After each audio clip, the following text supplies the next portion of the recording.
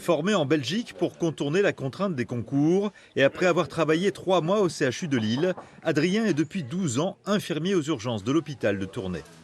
Ça permet de voir si vous êtes positif ou non et en soi. Habitant de l'Équin, Adrien n'hésite pas à parcourir 60 km par jour. Première motivation, l'organisation du travail.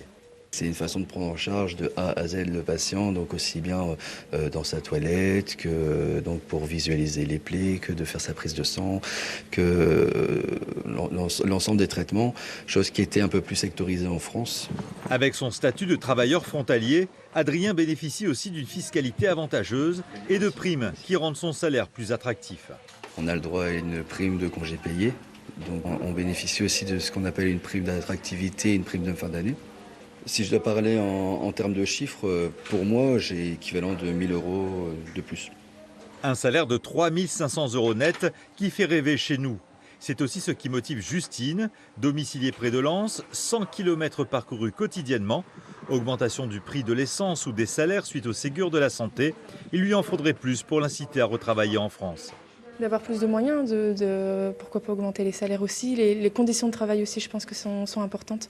Je pense qu'il y a les conditions sont différentes en France qu'en Belgique. C'est de ça aussi que les collègues infirmiers se plaignent le plus. Ici, sur 1000 soignants, 1 sur 4 est français. Une aubaine pour l'établissement qui souffre aussi de pénurie de personnel depuis le Covid et met tout en œuvre pour être attractif dès le recrutement.